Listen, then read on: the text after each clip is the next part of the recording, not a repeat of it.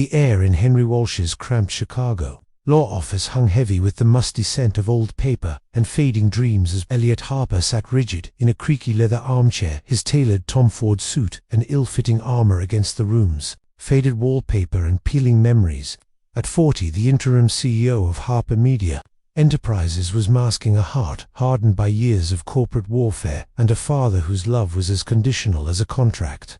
Outside, the wail of an ambulance siren cut through the evening gloom, a stark reminder of Chicago's restless pulse and the teetering empire Elliot was desperate to save from collapse. Harper Media Enterprises, the legacy his mother Eleanor had poured her soul into, was crumbling under the weight of his father Jonathan's reckless decisions in his final years, leaving behind debts that gnawed at the company's foundations and competitors like Marcus Vaughan circling like vultures over a dying beast. Henry Walsh, an elderly lawyer with thinning silver hair and eyes that carried a weary blend of kindness and sorrow, cleared his throat, his trembling hands pushing a crumpled copy of Jonathan Harper's will across the scarred oak desk.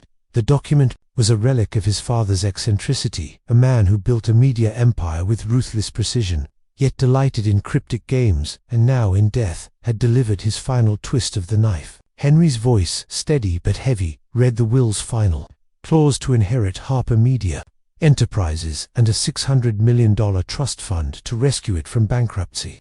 Elliot must marry within 30 days, or the entire estate would be donated to the Midwest Rare Owl Sanctuary, a cause so absurd it felt like a deliberate mockery of everything Elliot had fought for.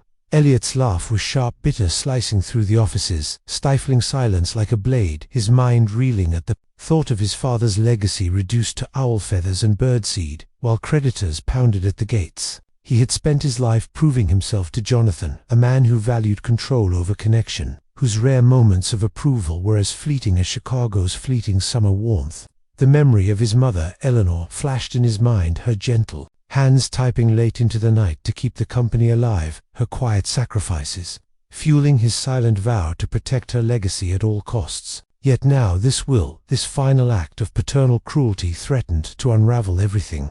Marry within 30 days, a condition as preposterous as it was binding, forcing Elliot to confront the emptiness of his solitary life, a life spent chasing success at the expense of love or even friendship. He pictured the boardroom, the skeptical faces of shareholders, the smug grin of Marcus Vaughan, who had been waiting for years to seize Harper Media's carcass and now saw his chance. He imagined his father's ghost, laughing from some gilded afterlife, someone who wouldn't complicate an already precarious situation with demands or deceit. The thought of a sham marriage crossed his mind, but the risk of exposure, of blackmail, in a world where trust was a luxury he couldn't afford, made his stomach churn, his tailored suit suddenly feeling like a costume too heavy to bear.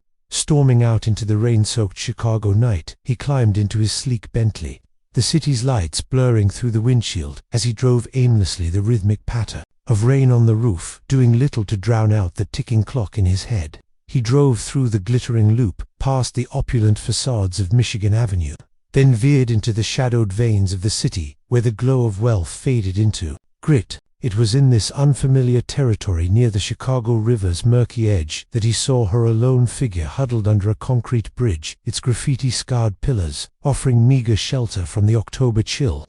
She was wrapped in a tattered coat, her face half hidden by a cascade of dark, tangled hair, clutching a worn paperback as if it were a lifeline. A streetlight cast a dim halo around her, its feeble glow catching the pages she read with fierce concentration, shielding them from the drizzle with a scrap of plastic tarp. Something about her quiet defiance stirred Elliot, an impulse he couldn't name, pulling him from the safety of his car. His polished shoes sank into the wet gravel as he approached the sound of his footsteps, startling her. "Who are you?" she asked, her voice low but steady, clutching the book tighter to her chest. Elliot hesitated, his usual boardroom confidence faltering under the weight of her gaze. "I'm Elliot Harper," he said, his tone blunt from exhaustion. "I have a proposition." Her eyes narrowed, but she didn't retreat. "What do you want?" she countered, her voice laced with caution. He took a breath, the absurdity of his situation spilling out in a rush. "I need a wife for a year. It's a contract. I'll pay you $150,000, give you a place to stay, and after we divorce, you walk away with a fresh start." He didn't mention the will, only vague personal reasons, his desperation making him reckless. "Why me?" she asked her question, cutting through the drizzle. "A homeless woman like me." Elliot shrugged, trying to mask the strange pull he felt. "Because you're here, and I'm out of time." Her name was Lila Bennett, she said, after a long silence, her eyes searching his face for deceit. The offer was a lifeline, one she hadn't dared imagine in her years of scraping by on Chicago's fringes, yet trust was a luxury she'd long abandoned. "I'll do it," she said finally, "but I have conditions. My book, my few belongings, I keep them. And there's a friend, Clara, at a shelter nearby. She's sick, needs medicine. You help her. It's part of the deal." Elliot nodded, without hesitation, the selflessness of her demand catching him off guard. "Fine, it's done."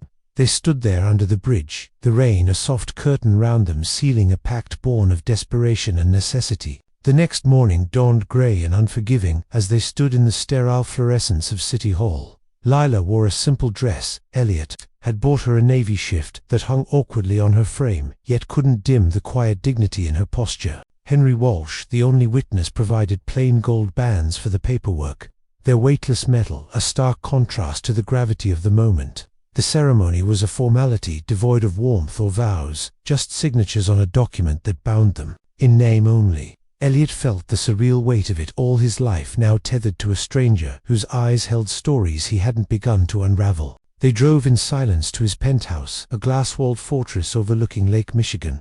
Lila stepped inside, her gaze sweeping over the marble floors and stark furniture with a mix of awe and alienation.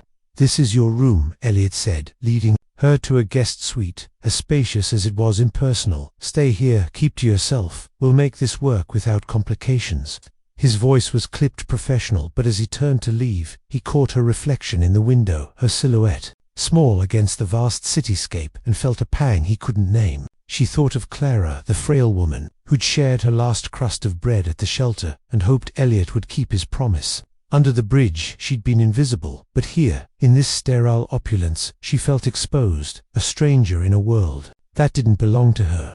Yet, as she sank onto the bed, its softness alien after years of concrete and cardboard, with a man whose eyes held their own quiet storms. Lila Bennett stood in the guest suite of Elliot Harper's penthouse, her fingers brushing the edge of a sleek mahogany dresser as she unpacked her few possessions, a tattered paperback, a chipped ceramic mug, and a faded photograph of a younger self smiling at a journalism awards ceremony.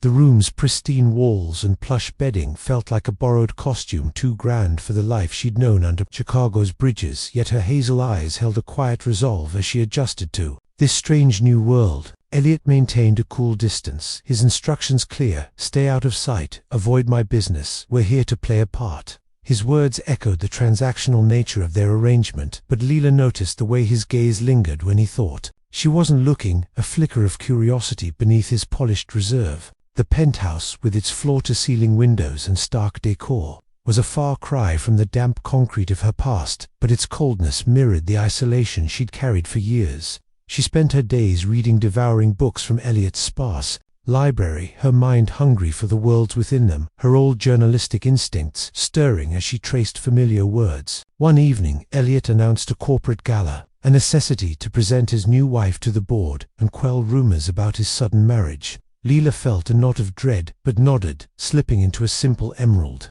dress he'd provided, its elegance foreign against her calloused hands. At the gala held in a glittering downtown ballroom, she stood beside Elliot, her posture straight but her heart racing as Chicago's elite swirled around them, their champagne flutes catching the chandelier's light. She expected to fade into the background, a silent prop in Elliot's charade, but when a board member asked her opinion on a recent media merger, her response, sharp and insightful, drew surprised glances. Her words cut through the room's polished chatter, citing market trends and ethical concerns with a clarity that left even Elliot blinking in quiet astonishment. His smile was too smooth as he approached, offering a handshake that lingered too long. "Mrs. Harper, what a delightful surprise," he said, his tone laced with suspicion that set Lila's nerves on edge. She sensed he was probing, searching for cracks in their story, and her past as Starlight, the journalist who'd once crossed him, flickered like a warning in her mind. Back at the penthouse, Elliot was clipped. "You did well tonight, but don't get too comfortable. This isn't your world." Yet his tone lacked its usual bite, and Lila caught a glimpse of something softer in his green eyes, a crack in the wall he'd built. Days later, Harper Media Enterprises faced a new blow, a defamation lawsuit against its flagship newspaper, the Chicago Sentinel, accused of publishing false stories about a prominent senator.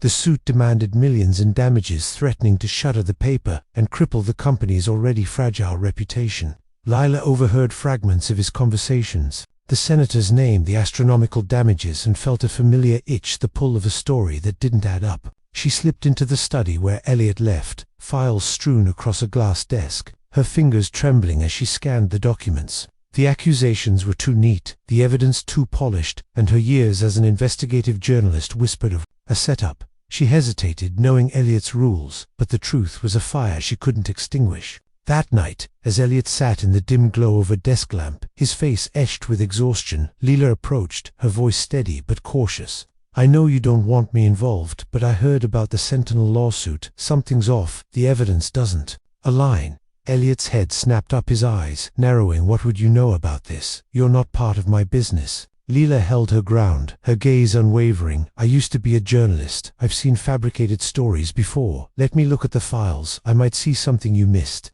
Her words hung between them, a challenge and a plea. Elliot's instinct was to dismiss her, but the desperation in his chest, the ticking clock of his father's will, made him pause.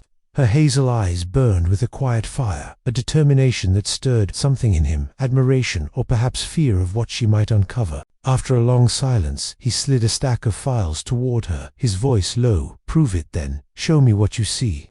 Lila nodded, her heart pounding as she took the files, her mind already racing through patterns and possibilities. She didn't tell him about Starlight, about the scandal that had ruined her, or the man Marcus Vaughn who'd orchestrated her fall. As she retreated to her room, the files under her arm, she felt the weight of her past and the fragile hope of redemption, knowing this chance to help Elliot might also expose the secrets she'd buried under that Chicago bridge. Lila Bennett's guest room in Elliot Harper's penthouse transformed into a war room of sorts, its once pristine surfaces now buried under stacks of legal documents and scribbled notes. Her tattered paperback abandoned on the nightstand as she dove into the Chicago Sentinel's defamation lawsuit with a ferocity that surprised even herself. The sterile glow of a desk lamp illuminated her hazel eyes, sharp with focus as she traced inconsistencies in the senator's accusations, her old journalistic instincts roaring back to life like a dormant engine. Each page she turned felt like a step toward reclaiming the woman she'd been before betrayal had driven her.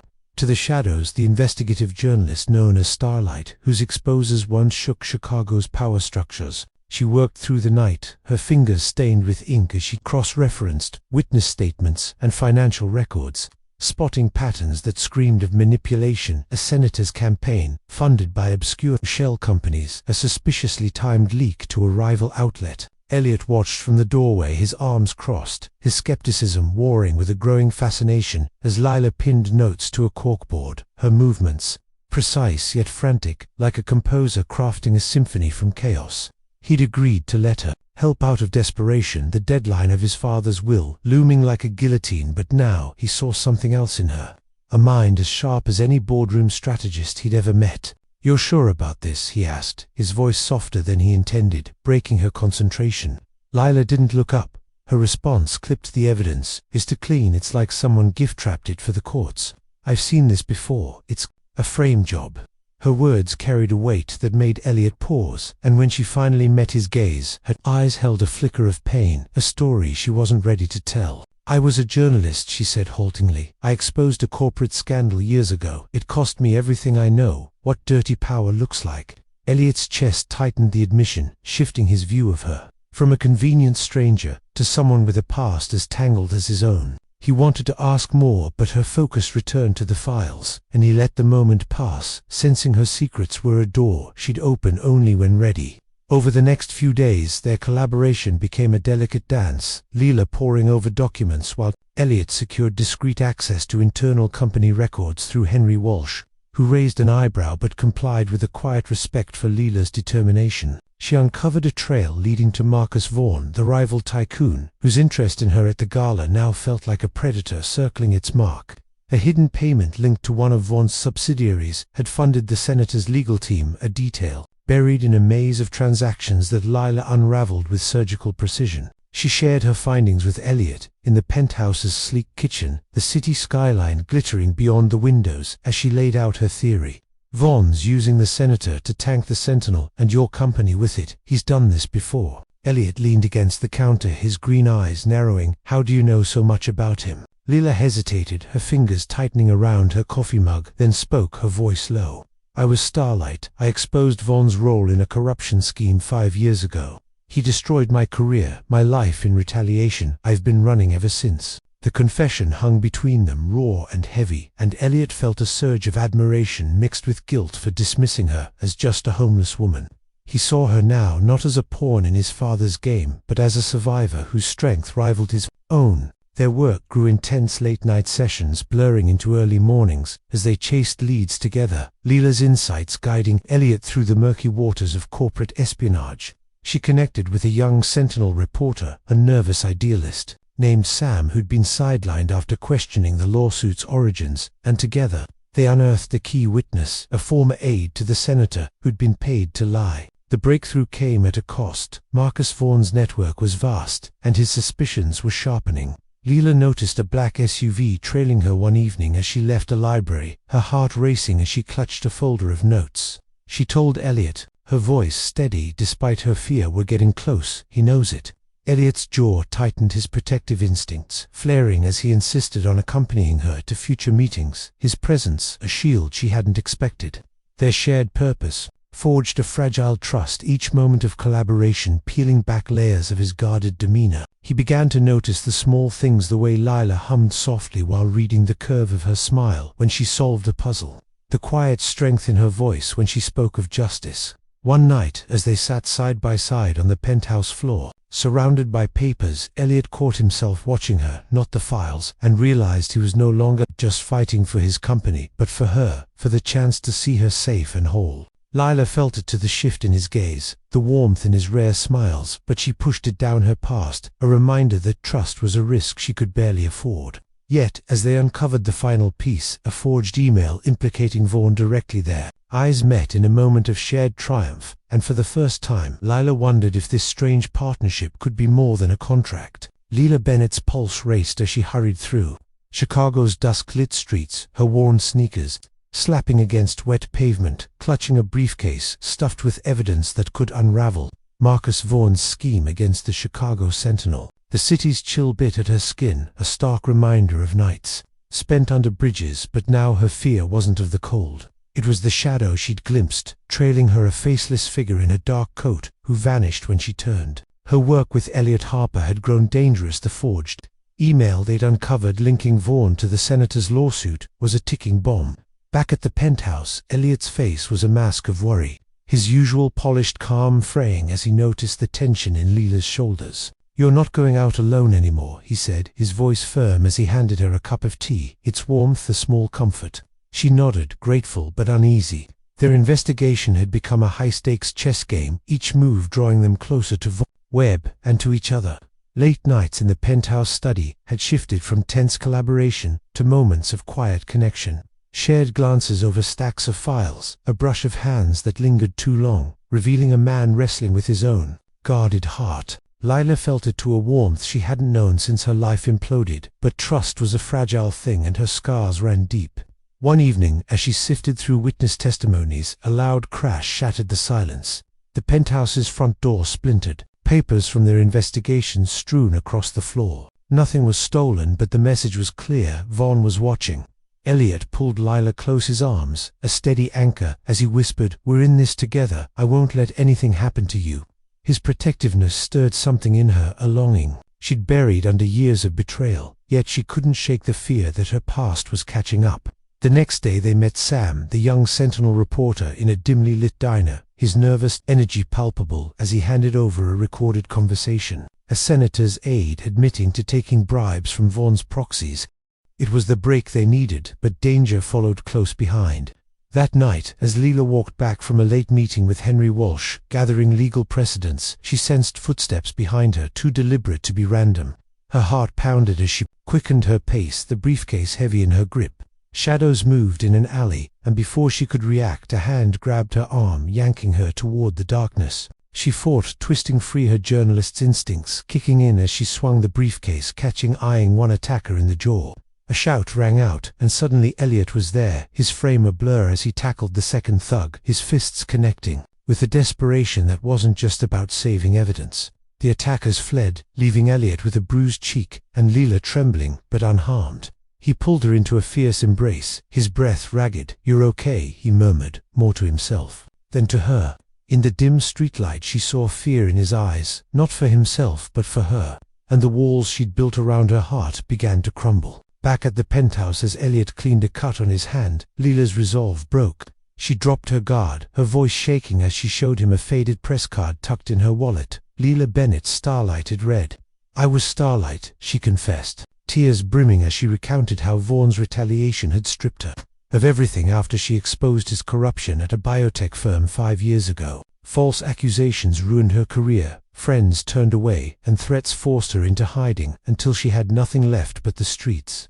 Elliot listened, his jaw tight, his anger at Vaughn now personal. He saw her not as the homeless woman he'd met under a bridge, but as a warrior who'd survived unimaginable loss. "I should have told you sooner," she said, "but I was afraid it would put you in more danger." Elliot took her hand, his touch gentle. "You're not alone anymore, Leela. We'll finish this together." Their bond deepened in the days that followed, forged in shared danger and late-night strategy sessions. Leela's courage inspired Elliot to confront his own fears of vulnerability, of losing the company his mother had built, and of opening his heart. He began to share his own past, his mother's quiet strength, her deathbed wish for him to find meaning beyond the boardroom. One night, as they reviewed the final evidence, a ledger proving Vaughn's payments to the senator, Elliot paused, his voice low. "I used to think this marriage was just a means to an end, but you've changed everything. I'm not just fighting for the company anymore, I'm fighting for us." Leela's heart skipped her fear of betrayal, warring with the warmth of his words. She didn't reply, but her hand lingered in his, a silent acknowledgement of the connection growing between them. As they prepared to confront Vaughn at an upcoming shareholder meeting, Leela felt the weight of her past and the hope of a future she hadn't dared imagine, a future where she and Elliot might be more than partners in a desperate plan. The Chicago skyline glowed with a fierce amber hue as Leila Bennett and Elliot Harper stood side by side in the penthouse, their evidence against Marcus Vaughn, a meticulously assembled arsenal spread across the glass table before them.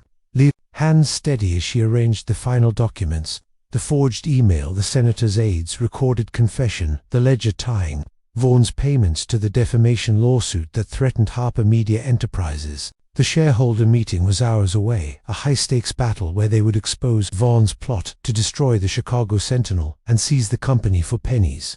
Elliot's presence beside her was a grounding force, his once cold demeanor replaced by a warmth that made her heart ache with possibility. The past weeks had woven their lives together, not just as allies but as something deeper, his protective fury during the alley attack, his gentle touch when she'd revealed her past as Starlight, all chipping away at the walls she'd built. Now, as they prepared to face Vaughn, Leela felt a surge of courage, not just for the truth but for the life she might reclaim. The meeting hall was a sea of tailored suits and skeptical glances, the air thick with the tension of a company on the brink. Elliot took the podium, his voice steady as he introduced Leila, not as his wife but as a brilliant investigator whose work had uncovered a conspiracy against Harper Media. Whispers rippled through the crowd, board members leaning forward as Leela stepped forward, her simple black dress a stark contrast to the room's opulence. She began, her voice clear and unwavering, detailing Vaughn's scheme with surgical precision. The payments, the false evidence, the senator as a pawn in his bid to topple the company. She held up the ledger, her hand steady despite the weight of every eye on her, and revealed her own story. "I was Starlight 5 years ago. I exposed Marcus Vaughn's corruption, and he destroyed my life, for it sent me to the streets. But today, I'm here to stop him from doing the same to Harper Media." The room fell silent, her words a thunderclap, as she recounted her fall and rise, her voice breaking only when she spoke of the homeless shelters, the bridges, the loss of her voice. Until this moment, Elliot stood beside her, his hand brushing hers in silent support, his green eyes blazing with pride. Vaughn's polished facade cracked his protests, drowned out by the weight of the evidence. As reporters invited by Elliot scribbled furiously there, cameras flashing, Leela's testimony was more than an indictment. It was a call for justice, a plea for a media that served truth, not power. Vaughan stormed out, his empire crumbling as regulators promised investigations into his past and present crimes. The Sentinel was cleared, its reputation restored, and Harper Media's stock soared overnight. Lila became a sensation, her story of rising from homelessness to heroism captivating the nation, job offers pouring in from every major outlet. Yet, as the dust settled, she and Elliot retreated to the penthouse, its once cold walls now warm with shared laughter and late-night talks. Sitting on the balcony, Lake Michigan shimmering below, Elliot took her hand, his voice soft with a vulnerability she'd never heard.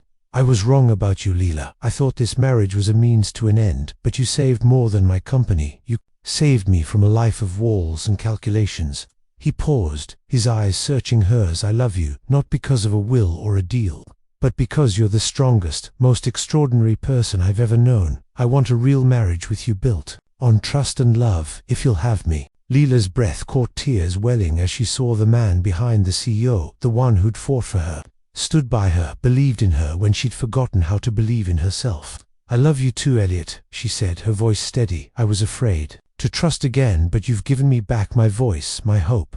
They kissed under the starlit sky, their bond sealed, not by contracts but by a love forged in fire. Weeks later they stood beneath the Chicago River Bridge, where they'd met, now transformed into a vibrant community space, with murals and benches, a project they'd funded to honor second chances. Elliot pulled a velvet box from his pocket, revealing a sapphire ring, its deep blue mirroring Lila's eyes. He knelt, his voice thick with emotion. "Lila Bennett's Starlight. My love, will you stay my wife, not for a year but forever, because we belong together?" Tears streamed down her face as she nodded yes, Elliot, always. The ring slid onto her finger, its weight, a promise of a future unshadowed by fear. Lila returned to journalism, leading a new investigative column at the Sentinel, her pen name Starlight, shining again as she exposed corruption with a fearlessness tempered by compassion. She founded a fund, Starlight, rising to support young journalists from marginalized backgrounds, her friend Clara, now healthy, helping manage it. Elliot transformed to his leadership at Harper Media, now guided by a commitment to truth and community. His once sterile penthouse, filled with Lila's paintings, books, and warmth. Their love, a beacon born from the darkest of beginnings, proved that redemption could bloom where hope dared to take root.